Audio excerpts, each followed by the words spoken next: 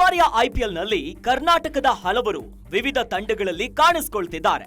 ಈ ಬಾರಿ ಮರಳಿಗೂಡಿಗೆ ಬರ್ತಾರೆ ಅಂತ ಭಾವಿಸಿದ್ದ ಕೆಎಲ್ ರಾಹುಲ್ ಆರ್ಸಿಬಿ ಬದಲಿಗೆ ಡಿಸಿ ಪರ ಆಡ್ಲಿದ್ದಾರೆ. ಇತ್ತೀಚೆಗಷ್ಟೇ ಮುಗಿದಿರೋ ಚಾಂಪಿಯನ್ಸ್ ಟ್ರೋಫಿಯಲ್ಲಿ ಉತ್ತಮ ಪ್ರದರ್ಶನ ತೋರಿರೋ ರಾಹುಲ್ ಐಪಿಎಲ್ನಲ್ಲಿ ಅಬ್ಬರಿಸುವಂತಹ ನಿರೀಕ್ಷೆಯನ್ನ ಮೂಡಿಸಿದ್ದಾರೆ. RCB, Lucknow super Giants, Punjab Kings ಅನ್ನ ಪ್ರತಿನಿಧಿಸಿದ್ದ ಕೆಎಲ್ ಈ ಬಾರಿ ಡೆಲ್ಲಿ ಕ್ಯಾಪಿಟಲ್ಸ್ ಪರ ಆಡ್ಲಿದ್ದಾರೆ. ಒಂದು ಹಂತದಲ್ಲಿ ಅವರೇ ತಂಡದ ಕ್ಯಾಪ್ಟನ್ ಅನ್ನೋ ಮಾತುಗಳು ಕೇಳಿ ಬಂದಿದ್ವು. ಆದರೆ ಕೊನೆ ಕ್ಷಣದಲ್ಲಿ ಅವರೇ ಕ್ಯಾಪ್ಟನ್ ಆಗಲ್ಲ ಅಂತ ಹೇಳಿದ್ರು. ಹಾಗಿದ್ರೆ ಕರ್ನಾಟಕದ ಯಾವ್ಯಾವ ಆಟಗಾರರು ಯಾವ ತಂಡದಲ್ಲಿದ್ದಾರೆ ಅಂತ ನೋಡೋಣ ಬನ್ನಿ. ಈಗಾಗಲೇ ಹೇಳಿದಂತೆ ಕೆಎಲ್ ರಾಹುಲ್ ಡೆಲ್ಲಿ ಕ್ಯಾಪಿಟಲ್ಸ್ ತಂಡವನ್ನ ಸೇರಿದ್ದಾರೆ. ಡೆಲ್ಲಿ ಕ್ಯಾಪಿಟಲ್ಸ್ ತಂಡ ಬರೋಬ್ಬರಿ 14 ಕೋಟಿ ರೂಪಾಯಿಗೆ ರಾಹುಲ್ ರನ್ನ ಖರೀದಿಸಿದೆ. ಇನ್ನು ಬಲಗೈ ಬ್ಯಾಟ್ಮನ್ ಆಗಿರೋ ಕೆಎಲ್ ರಾಹುಲ್ ವಿಕೆಟ್ ಕೀಪಿಂಗ್ ಕೂಡ ಮಾಡ್ತಾರೆ. ಯಾವುದೇ ಕ್ರಮಾಂಕದಲ್ಲಿ ಆಡುವ ಸಾಮರ್ಥ್ಯವನ್ನ ಹೊಂದಿರೋ ರಾಹುಲ್ ಯಾವುದೇ ತಂಡಕ್ಕಾದ್ರೂ ಆಸ್ತಿ ಅಂತಾನೆ ಹೇಳಬಹುದು. ಕ್ಲಾಸ್ ಪ್ಲೇಯರ್ ಆಗಿರುವಂತಹ ರಾಹುಲ್ ಸ್ಫೋಟಕ ಇನ್ನಿಂಗ್ಸ್ ಕೂಡ ಆಡೋ ಸಾಮರ್ಥ್ಯವನ್ನ ಹೊಂದಿದ್ದಾರೆ. ಈ ಬಾರಿಯ ಐಪಿಎಲ್ ನಲ್ಲಿ ಕರ್ನಾಟಕದ ವೇಗದ ಬೌಲರ್ ಪ್ರಸಿದ್ಧ ಕೃಷ್ಣ ಗುಜರಾತ್ ಟೈಟನ್ಸ್ ಪರ ಆಡ್ಲಿದ್ದಾರೆ. ಬರೋಬ್ಬರಿ 9 ಕೋಟಿ 50 ಲಕ್ಷ ರೂಪಾಯಿಯನ್ನ ಕೊಟ್ಟು ಜಿಟಿ ಪ್ರಸಿದ್ಧ ಕೃಷ್ಣರನ್ನ ಖರೀದಿಸಿದೆ. ಪ್ರಸಿದ್ಧ ಕೃಷ್ಣ ಭಾರತ ತಂಡವನ್ನ ಕೂಡ ಪ್ರತಿನಿಧಿಸಿದ್ದಾರೆ. ಐಪಿಎಲ್ ನಲ್ಲೂ ತಮ್ಮ ಸಾಮರ್ಥ್ಯವನ್ನ ಸಾಬೀತುಪಡಿಸಿದ್ದಾರೆ.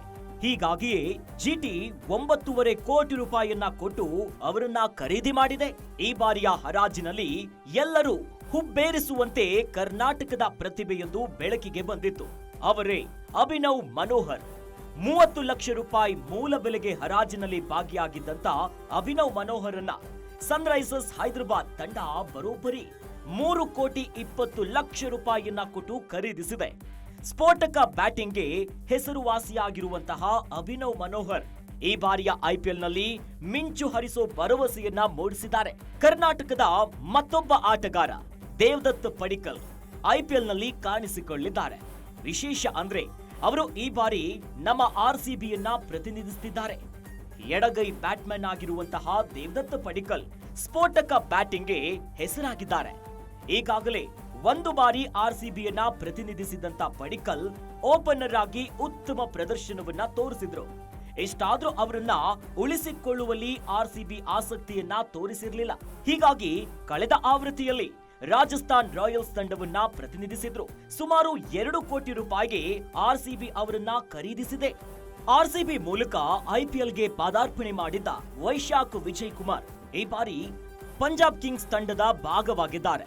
ವೇಗದ ಬೌಲರ್ ಆಗಿರುವಂತಹ ವೈಶಾಖ್ ವಿಜಯ್ ಕುಮಾರ್ ಅನ್ನ ಸುಮಾರು 1 ಕೋಟಿ 80 ಲಕ್ಷ ರೂಪಾಯಿ ಕೊಟ್ಟು ಪಂಜಾಬ್ ಕಿಂಗ್ಸ್ ಖರೀದಿಸಿದೆ.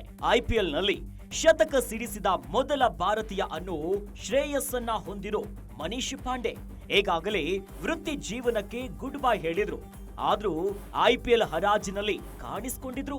75 ಲಕ್ಷ ರೂಪಾಯಿ ಮೂಲ ಬೆಲೆಯೊಂದಿಗೆ ಹರಾಜಿನಲ್ಲಿ ಭಾಗಿಯಾಗಿದ್ದ ಮನೀಶ್ ಪಾಂಡೆಯನ್ನ ಕೋಲ್ಕತ್ತಾ ತಂಡ ಅಷ್ಟೇ ಮೊತ್ತಕ್ಕೆ ಖರೀದಿಸಿದೆ. ಸ್ಫೋಟಕ ಬ್ಯಾಟಿಂಗ್ಗೆ ಹೆಸರಾಗಿರೋ ಮನೀಶ್ ಪಾಂಡೆ ಈ ಬಾರಿಯ ಐಪಿಎಲ್ ನಲ್ಲಿ ಯಾವ ರೀತಿ ಮಿಂಚ್ತಾರೆ ಅಂತ ನೋಡಬೇಕಾಗಿದೆ. ಕರ್ನಾಟಕದ ಮತ್ತೊಬ್ಬ ಪ್ರತಿಭೆ ಕರುಣ್ ನಾಯರ್ ಕೂಡ ಐಪಿಎಲ್ ನಲ್ಲಿ ಭಾಗಿಯಾಗಲಿದ್ದಾರೆ. ಹರಾಜಿನಲ್ಲಿ ಕರುಣ್ ನಾಯರ್ 30 ಲಕ್ಷ ರೂಪಾಯಿ ಮೂಲ ಬೆಲೆಯನ್ನ ಹೊಂದಿದ್ರು. ಡೆಲ್ಲಿ ಕ್ಯಾಪಿಟಲ್ಸ್ ತಂಡ ಅವರನ್ನ 50 ಲಕ್ಷ ರೂಪಾಯಿಗೆ ಖರೀದಿಸಿದೆ. ಬಲಗೈ ಬ್ಯಾಟರ್ ಆಗಿರುವಂತಹ ನಾಯರ್ ಸ್ಫೋಟಕ ಬ್ಯಾಟಿಂಗ್ ಕೂಡ ಮಾಡಬಲ್ಲರು.